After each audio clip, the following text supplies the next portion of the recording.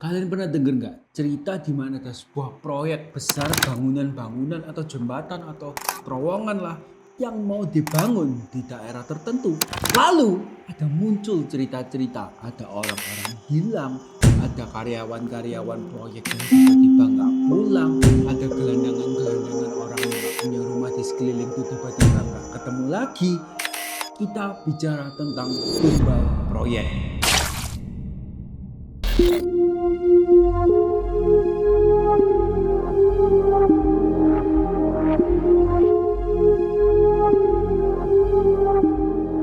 Tumbal proyek itu sebenarnya adalah sebuah tradisi dalam tanda kutip yang legenda banget. Ini adalah tradisi untuk mengorbankan hewan atau manusia di proyek itu agar proyek itu bisa berjalan dengan lancar tanpa ada gangguan dari apapun. Karena biasanya proyek-proyek ini itu tuh dibangun di atas tanah yang sakral atau tanah kuburan yang banyak penunggunya, memiliki energi-energi mistis atau negatif yang banyak, sehingga mereka marah dong kalau tempat mereka ini diambil lalu dibangun sesuatu di atasnya. Lalu ketika mereka marah biasanya mereka mengaco kayak mesinnya itu dibuat macet lah dan lain-lain, sampai-sampai mereka tuh meminta balasan.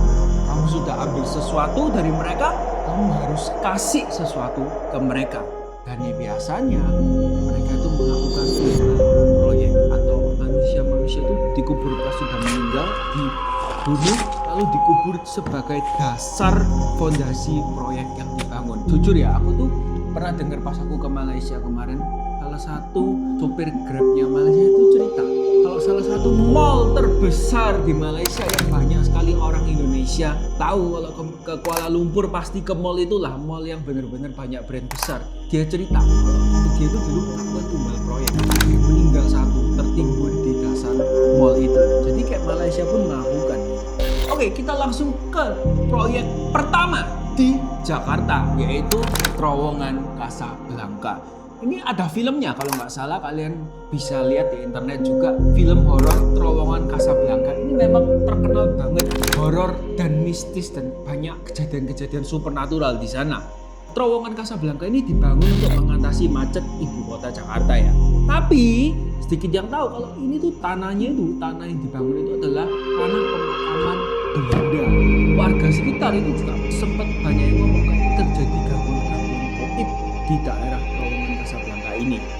Saat pertama kali proyek ini dimulai, banyak kejadian-kejadian aneh yang muncul. Alat berat yang sering mati di titik-titik tertentu di terowongan Casablanca itu. Pekerja melaporkan suara tangisan-tangisan dan beberapa orang itu pekerjanya kesurupan guys ketika kerja di siang bolong. Yang menurut mereka itu salah satu puncaknya ketika membangun terowongan Casablanca ini, mandornya tiba-tiba saat malam hari itu pingsan jeblek, dan ketika sadar itu tuh dia berbicara dalam bahasa Belanda katanya ya. Ceritanya sih begitu. Puncaknya itu ketika suatu malam ada menjelang kayak mereka tuh harus ngecor fondasi utama terowongan Casablanca ini.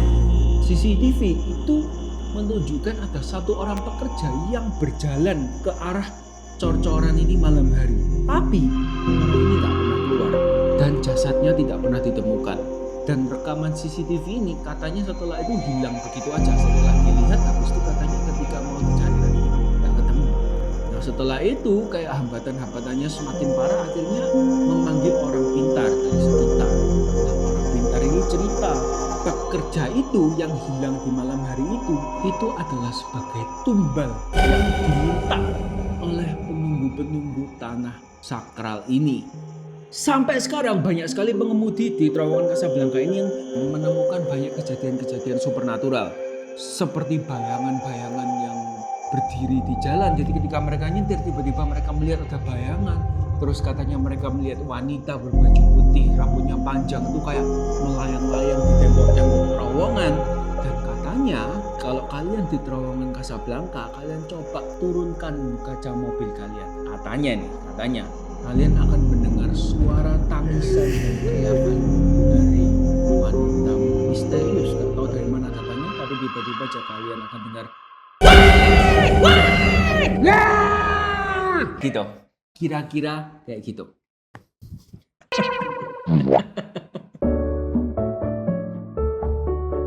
kedua, kita ada jembatan Comal Pamalang. Jembatan ini dibangun untuk menghubungkan jalur Pantura. Jembatan Comal ini mengalami gangguan katanya dari awal mereka membangun jembatan itu sudah banyak gangguannya. Kayak suara-suara aneh, tapi suara anehnya ini muncul dari bawah tanah guys. Kayak ketika mereka mau menggali atau mau apa tanahnya itu kayak mereka mendengar suara kayak tangisan. Kayak tanahnya itu menangis katanya setiap kali dirusak. Nah sampai-sampai sebuah kren ini tumbang tanpa sebab dan dua pekerja itu meninggal karena kejatuhan kren itu.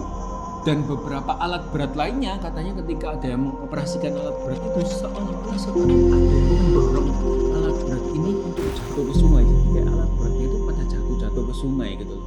Masyarakat setempat itu mengatakan kalau daerah ini dulunya itu merupakan tempat pembuangan jasad korban perang atau eksekusi massal pada zaman-zaman perang zaman dulu.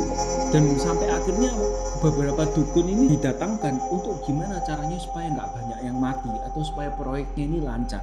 Dan mereka berkata kalau ada sesuatu di bawah tanah ini dan sesuatu itu meminta pengorbanan. Pada saat itu malam-malam dilakukan kayak sebuah seremoni adat, aku kurang tahu, tapi tertutup, nggak boleh banyak orang yang datang. Jadi banyak mobil-mobil yang masuk ke daerah itu, lalu katanya orang-orang itu mendengar suara gong-gongan, cedeng, cekek bermain dari area pembangunan ini. Nah setelah malam itu proyeknya akhirnya berjalan dengan mulus. Tapi kadang orang-orang yang lewat sana masih melihat anak kecil yang jalan ketika malam hari, menangis, suara tangisan. Kalau kalian katanya di sini, kalau kalian lihat kaca spion, katanya hati-hati. Katanya kalian bisa melihat sesuatu di spion kalian. Flyover Pasupati Bandung. Flyover ini kan jadi salah satu ikon lah kota Bandung ya.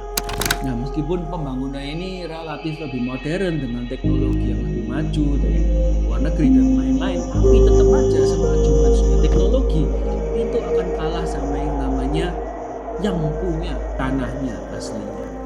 Nah katanya para pekerja itu sering mendengar suara gamelan yang bermain ketika mereka bekerja atau pada saat malam hari. Dan salah satu operator alat berat ini tiba-tiba mereka kerasukan. Dia kerasukan dan akhirnya katanya ngomong bahasa Sunda kuno. Aku nggak tahu ada bahasa Sunda kuno kan, tapi katanya dia kerasukan dan akhirnya berbicara dalam bahasa Sunda kuno dan menyebut nama Nyai Laram. Lalu dia tiba-tiba pingsan jeblok 2 hari dia nggak sadar.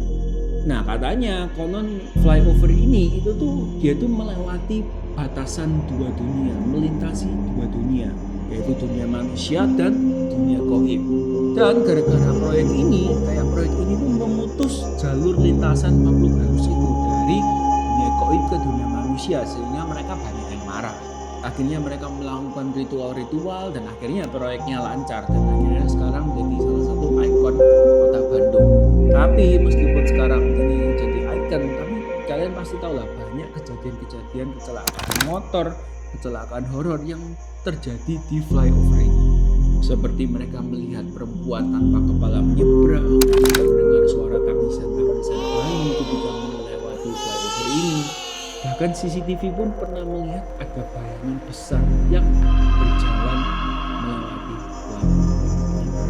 Oke, mungkin itu 3 dari banyak cerita proyek-proyek tumbal proyek yang terjadi di Indonesia. Ada banyak sekali cerita-cerita lain yang terjadi, tapi mungkin di lain waktu. Kalau kalian suka sama cerita-cerita seperti ini, kalian bisa like, comment, share, and subscribe supaya channel kita terus berkembang. Kita bisa cerita, kita bisa upload lebih sering lagi kalau kalian support dengan cara like dan subscribe dan share lah ke teman dan keluarga kalian yang suka konten-konten seperti ini. Oke, see you next time di Stripes After Dark.